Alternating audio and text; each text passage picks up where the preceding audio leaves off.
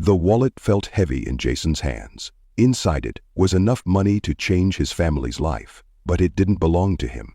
Jason stared at it, his heart racing, knowing this moment would define him forever. Little did he know, the decision he was about to make would set off a chain of events that would change his life in ways he could never imagine. Jason was just 14 years old, but life had already taught him lessons that many adults struggle to learn. Growing up in a small, rundown neighborhood, Jason's mother told him his dad died shortly after he was born. He grew up with only his mother. Jason was no stranger to hard work. His mother, Elaine, worked long hours at a diner, barely making ends meet to support Jason. Money was always tight. Jason's sneakers were worn, his backpack had holes, and their refrigerator often held more empty shelves than food. But Elaine had taught Jason one thing that money could never buy: integrity. "Do what's right, Jason," she'd always say, especially when no one's looking. It was a regular school day when everything changed. Jason walked home alone, the sun casting long shadows across the cracked pavement. His mind was on dinner. Maybe they'd have enough for something special tonight. As he turned the corner near the park, something caught his eye. Lying on the grass was a wallet. It wasn't just any wallet. It was sleek, expensive-looking, the kind Jason had only seen in TV shows. Jason knelt down and picked it up, his curiosity taking over. Inside, his eyes widened as he found a thick wad of cash, hundreds of dollars, maybe more. Alongside the money were shiny black credit cards and a crisp driver's license. The name on the ID read Robert Kensington. Jason's heart skipped a beat. Kensington wasn't just any name. It belonged to a millionaire whose face Jason had seen on billboards around the city. Jason's thoughts raced. This money could solve so many problems. His mom wouldn't have to take double shifts anymore. He could finally have new shoes for school. And Jason himself, he'd dreamed of a proper basketball for months, but it was always too expensive. But then his mother's voice echoed in his mind. "Do what's right, Jason, even when no one's watching." Jason glanced around. The park was empty. No one would know if he kept the wallet. He could walk away, and his family's struggles would ease, at least for a little while. But deep down, Jason knew the money wasn't his to take. He let out a sigh, clutching the wallet tightly. "I have to find this guy," he whispered to himself. Jason made his way home, the weight of the wallet in his hands heavier than ever. As he walked through his neighborhood, the familiar sights seemed to change. The kids playing on the street, the old man fixing his car, even the graffiti on the brick walls. All seemed to remind him of the choice he had to make. As Jason walked home from the park, his mind swirled with questions about what to do with the wallet. He knew it wasn't his, but the temptation lingered, especially when he thought about how much it could help his struggling family. Unable to keep the secret to himself, Jason decided to stop by his best friend Stanley's house. Stanley, always curious and full of opinions, was the first person Jason thought of for advice. But Jason had no idea the conversation would challenge his resolve even further. Jason sat on the edge of Stanley's bed, holding the sleek wallet in his hands. Stanley, sprawled out in a gaming chair, paused his game and stared wide-eyed at the thick wad of cash Jason pulled out. "Dude, are you serious right now?" Stanley exclaimed, leaning closer. "This is like a jackpot. Where did you find that?" "In the park," Jason said quietly. It was just lying there, near the bench. Stanley's eyes darted between Jason and the wallet. "Man, this is insane. Do you know how much money that is? You could fix everything for your family. Your mom wouldn't have to work double shifts anymore, and you could finally get that basketball you've been wanting." Jason sighed, his grip tightening on the wallet. "Yeah, but it's not mine, Stan. It belongs to someone else. There's even an ID in here. Robert Kensington. You know, the rich guy everyone talks about." Stanley let out a low whistle. "Kensington? That guy's loaded. Do you think he even notices when money goes missing?" "Come on, Jason, think about it. He probably has 10 more wallets just like this one." Jason shook his head firmly. It doesn't matter, Stan. It's still his. Stanley rolled his eyes, leaning back in his chair. You're too good for your own good, man. Seriously. This could change everything for you. For your mom. Think about how much easier life could be if you just kept it. Jason stared down at the wallet, the weight of Stanley's words pressing on him.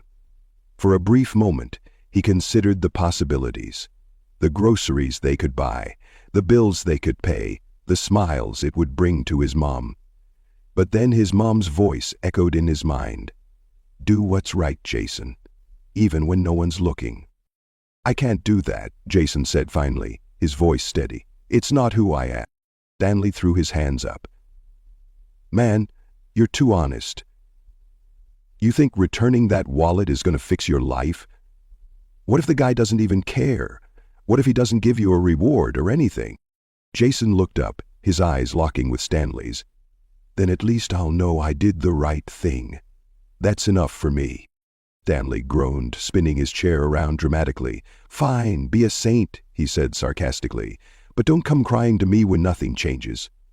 The screen wrapped around Stanley, but returning the wallet wouldn't be easy.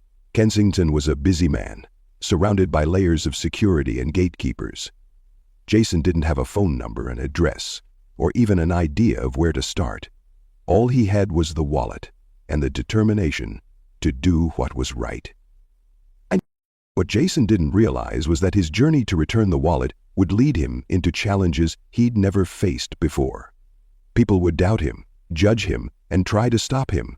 But Jason's resolve was unshakable, and the choice he made that day would set him on a path he'd never forget. Would you have made the same choice as Jason? Tell us in the comments where you're watching from, and click the subscribe button now if you believe that doing what's right always pays off.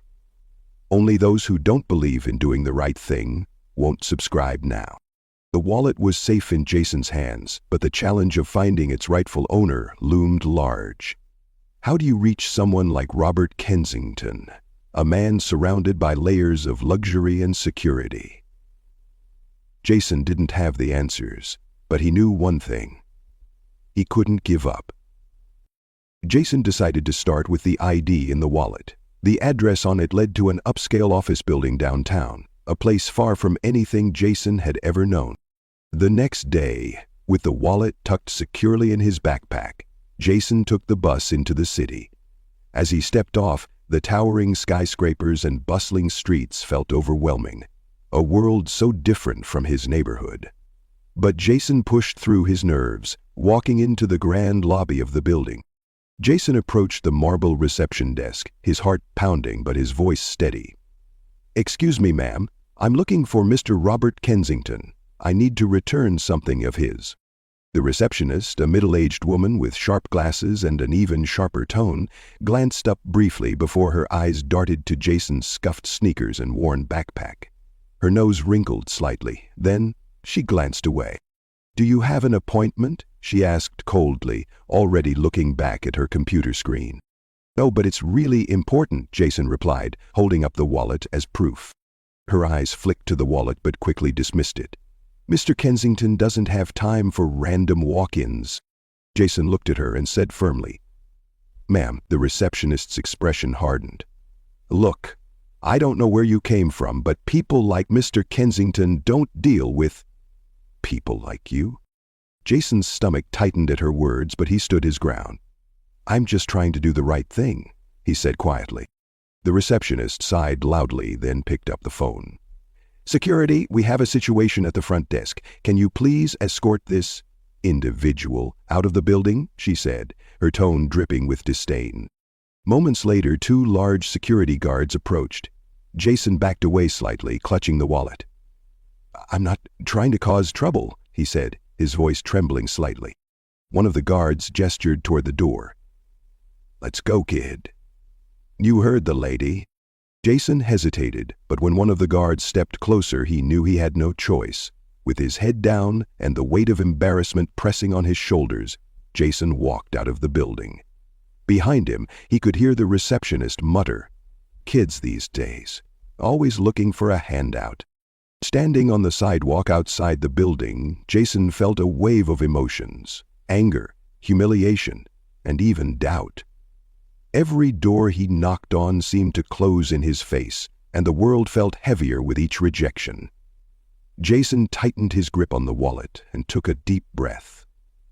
This wasn't the end of the road, just another hurdle. He needed a new plan. Jason's next stop was a luxury car dealership. He'd seen advertisements that Robert Kensington was a major investor there, so it seemed like a logical place to try. Inside, the showroom sparkled with brand new cars, their glossy finishes reflecting the bright lights above. Jason hesitated for a moment, then walked up to a salesman. "Excuse me, do you know where I can find Mr. Kensington?" he asked politely. The salesman chuckled, looking Jason up and down. "Kid, people like Kensington don't just walk into places like this. What do you want with him?" Hancock stood from his chair and looked Jason up and down with a pair of camouflage cloths. Jason held up the wallet. "I need to give this back to him, it's important." The salesman smirked. "Sure, kid. Why don't you leave it with me? I'll make sure he gets it." But Jason shook his head. "I have to give it to him myself." The salesman's smile faltered. "Look, kid, even if I knew where he was, I wouldn't tell you. Now, why don't you run along?" The boy said something incomprehensible to himself, but ultimately checked his watch. Jason left the dealership, his frustration growing. Every door he knocked on seemed to close in his face. He sat on a bench, clutching the wallet tightly, feeling the sting of rejection. Just as he was about to give up, he overheard two employees chatting nearby. "Kensington's at that charity gala tonight," one said, laughing. "Probably giving away more money than we'll see in a lifetime." Jason's ears perked up. A gala? That might be his chance. It wasn't much of a lead, but it was all he had. With renewed determination, Jason stood up, his mind made up. He didn't know how he'd get into a high society event like a charity gala, but he was willing to try. This wasn't just about returning a wallet anymore. It was about proving that doing the right thing mattered, even when the odds were stacked against him. He faced the full building of Rising. Would you keep going like Jason if every door seemed to close in your face? If you admire Jason's determination, hit that like button and subscribe. The most exciting part of his journey is yet to come. Jason walked for several hours because he couldn't afford to board a cab to the venue. The sun dipped below the horizon as Jason approached the Grand Hotel hosting the charity gala. The building shimmered with lights, its entrance lined with red carpets and luxury cars. It was a world Jason had never stepped into, and as he stood there clutching the wallet, he couldn't help but wonder, would they even let him in? Jason took a deep breath and walked toward the entrance. Security guards in sharp uniforms stood tall, scanning everyone who entered. "Excuse me," Jason said, his voice steady despite his nerves. "I need to speak with Mr. Kensington. It's really important." Well, The guard raised an eyebrow, looking Jason over. "And you are?" he asked curtly. Jason held up the wallet. "I found this. It belongs to him. I just need to return it." The guard exchanged glances with his colleague before shaking his head. "Sorry, kid. This isn't the place for you. Move along." Jason's heart sank, but he refused to back down. "Please," he said, his voice firmer now. "I just need a few minutes with him." The guard crossed his arms. "I said no. Now, move along before we call the cops." He crossed his arms again. Just as Jason turned to leave, a woman in an elegant gown approached the guards. She had overheard their conversation and stepped in. "What's going on here?" she asked, her tone authoritative. The guard gestured toward Jason. "This kid's causing a scene. Says he's got something for Mr. Kensington." The woman looked Jason over, her gaze softening. "What's your name?" she asked gently. "Jason," he replied. "I'm just trying to return this wallet. It's his, and I need to give it to him personally." The woman nodded, her expression thoughtful. "Let him in," she said firmly. The guards hesitated, but ultimately stepped aside, grumbling under their breath. Jason followed the woman into the dazzling venue, his heart racing with a mix of excitement and nerves. "Oh, ma'am," the guards were saying about the sound of the music. The ballroom was breathtaking. Crystal chandeliers hung from the ceiling, casting a warm glow over the room. Guests in elegant attire mingled, their laughter and conversation filling the air. For a moment, Jason felt completely out of place. Clutching the wallet tightly, he scanned the room for Robert Kensington. His gaze landed on a man at the center of a small crowd, tall, impeccably dressed, and exuding an air of authority. It had to be him. Jason approached cautiously, weaving through the crowd. When he finally reached Kensington, he hesitated for a moment before speaking. "Excuse me, sir," Jason said, his voice steady but quiet. "I think this belongs to you." Kensington turned, his expression initially one of confusion. Jason held out the wallet, and recognition flashed across Kensington's face. He took it, flipping it open and inspecting its contents. "Everything's here," Kensington said, his tone surprised. He looked up at Jason. "You found this?" Jason shook his head. Jason nodded. "Yes, sir. I wanted to make sure it got back to you." The guests nearby watched the exchange with curiosity, some whispering among themselves.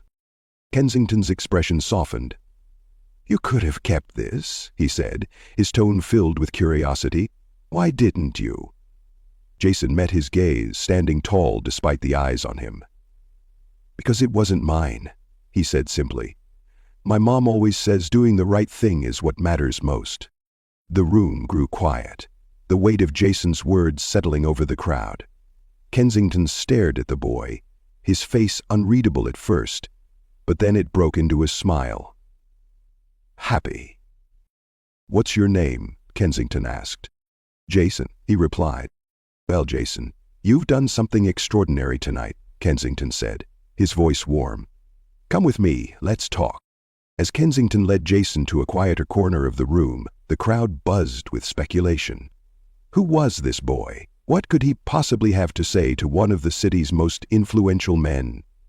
Jason didn't know what would happen next, but he knew one thing. This night was far from over. Have you clicked the subscribe button? Do it now to not miss out on these inspiring stories. Jason sat across from Robert Kensington in a quiet corner of the opulent ballroom. The hum of the gala faded into the background as Kensington studied the boy in front of him. Jason, clutching his worn backpack tightly, didn't waver under the millionaire's piercing gaze. Little did Jason know, this moment would reveal far more than just his character. It would expose truths that would leave everyone stunned. Before Kensington could speak, Evelyn, one of the event coordinators, approached the pair. She had been watching Jason from the moment he entered, her suspicions heightened by his modest appearance. "Mr. Kensington," Evelyn said with urgency, glancing pointedly at Jason. "I've been keeping an eye on this boy. Are you sure he's not up to something? We've had issues with theft before." Jason's eyes widened, his heart pounding at the sudden accusation. Kensington frowned, holding up the wallet. "This boy just returned something I thought was lost forever," he said firmly. "Why would you assume he's a thief?" Evelyn stammered, her face reddening. "Well, he doesn't look like he belongs here." Kensington's expression hardened. "And what does someone who belongs here look like, Evelyn?" he asked coldly. Evelyn wasn't done. She crossed her arms, her voice rising. "Look, I'm just saying he could have taken the wallet and decided to return it for a reward. People do that all the time." Jason finally spoke up, his voice steady despite the lump in his throat. "I didn't do this for a reward," he said. "I did it because it was the right thing to do." The room fell silent. Kensington leaned back in his chair, his eyes never leaving Jason. "You've got guts, kid," he said. "Evelyn, I suggest you stop talking before you embarrass yourself further." Kensington turned his attention back to Jason, his expression softening. "Tell me, Jason," he said, "why go through all this trouble to find me?" "What?" Jason hesitated for a moment, then answered honestly. "Because it was the right thing to do. And because my family needs people like you to know we're not what people assume we are." Kensington's brow furrowed. "What do you mean?" he asked. Jason took a deep breath, the weight of his words heavy. "People look at us and think we're trouble, that we're out to steal or cheat, but we're not. My mom works 2 jobs just to keep us going. We don't have much, but we have our values, and I wasn't going to let someone like her down." Kensington sat back, visibly moved by Jason's honesty. The room, once filled with whispers and judgmental stares, now buzzed with quiet admiration for the boy's courage. Kensington stood, his towering presence commanding attention from everyone in the room. "Ladies and gentlemen," he said, raising his voice slightly, "I want you all to meet Jason. This young man went out of his way to return something valuable to me, something he could have easily kept for himself. But what's even more valuable is his integrity, something this world desperately needs more of." Applause erupted throughout the room, the sound echoing against the grand walls. Jason, though overwhelmed, stood tall beside Kensington.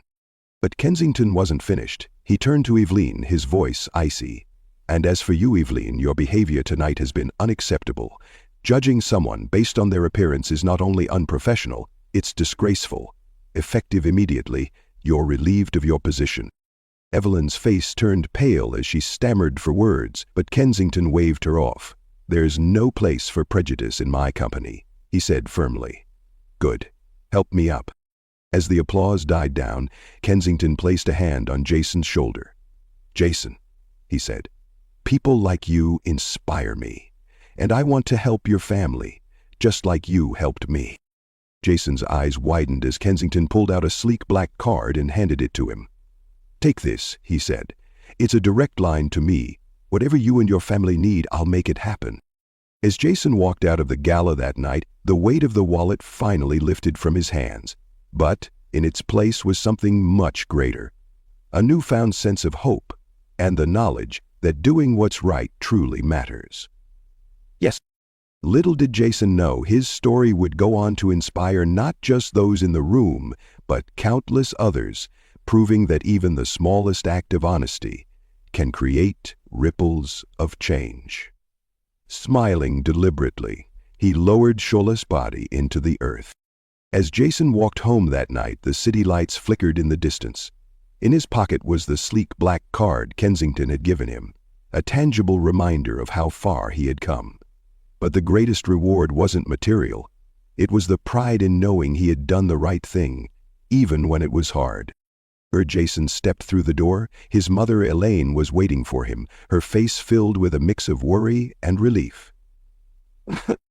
"Jason, where have you been?" she asked, her voice trembling slightly. Jason smiled and pulled out the black card. "Mom, you're not going to believe what happened." He sat down and recounted the entire story, from finding the wallet, to being thrown out of buildings, to the gala, and finally meeting Robert Kensington. Elaine listened intently, her eyes welling up with tears as Jason described Kensington's offer to help their family. "Jason," she said softly, pulling him into a hug, "I've always been proud of you, but tonight you've shown me just how incredible you truly are." The next morning, Jason was getting ready for school. The sun cast a golden glow over the quiet neighborhood as a sleek black SUV pulled up in front of Jason's modest home. The vehicle's tinted windows gleamed in the morning light, drawing curious glances from neighbors.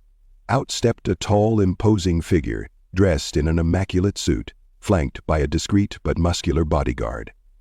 Then there was a knock at the door. Elaine, curious, opened it to find Robert Kensington standing there, impeccably dressed and holding a box of money and a bouquet of flowers. Elaine froze, her breath catching in her throat. Her mind raced as recognition dawned. "Robert," she whispered, her voice trembling. Kensington's eyes widened as he stared at Elaine. "Elaine, is that you?" he said, his voice filled with disbelief. "I never thought I'd see you again." Jason, standing behind his mother, looked between the two, confused. "You know each other?" he asked hesitantly. Robert stepped inside, his gaze never leaving Elaine. "Jason told me about his incredible mother last night," he began, his voice soft. "I didn't realize it was you." "Elaine? We lost contact after high school. I searched for you after I came back from college, but you were nowhere to be found. I thought you'd moved on." Elaine's hands trembled as she gestured for him to sit. "Robert, I didn't move on," she said quietly. I didn't even know where to find you, and I had no way to tell you. I was pregnant." "What?"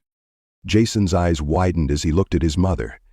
"Pregnant?" he repeated, his voice barely above a whisper. Elaine nodded, tears streaming down her face. "Jason, Robert is your father." Lindy wed to my chambers and fell into passive commotion. The room fell silent as the weight of Elaine's words sank in. Robert looked at Elaine, his eyes filled with a mix of joy, regret, and disbelief. "Jason is my son?" he asked softly. Elaine nodded slowly. "Yes, I got pregnant after that night we had together, but there was no way I could tell you. I had to tell Jason you were dead so that he won't ask me questions about you." Robert stood, his voice firm. "Elaine, Jason, I had no idea. But now that I do, I promise to make up for lost time. I'm not letting either of you go again." In the days that followed, Robert moved mountains to ensure his newfound family had everything they needed. He bought Elaine a new home, provided Jason with the best education, and spent every moment he could reconnecting with them. But more than the material changes, it was the emotional bond they built that truly transformed their lives. For the first time, Jason had a father, and Elaine had the support she had always dreamed of. Their lives changed forever. Meanwhile, Jason's story continued to inspire millions. The viral video of his act of honesty now carried an even deeper message, one of resilience, family, and the unexpected twists of life. Jason's life was forever changed, not just by the wallet, but by the choices he made. He learned that doing the right thing doesn't just bring rewards, it brings connections, hope, and sometimes unexpected miracles. And as he looked at his new home, his loving mother, and his reunited family, Jason knew one thing for sure. Life has a way of rewarding those who choose integrity over convenience. If Jason's incredible journey moved you, don't forget to like, comment, and subscribe. Share this story with someone who needs a reminder that doing what's right can lead to the most beautiful surprises. Together, we can spread messages of hope, resilience, and love.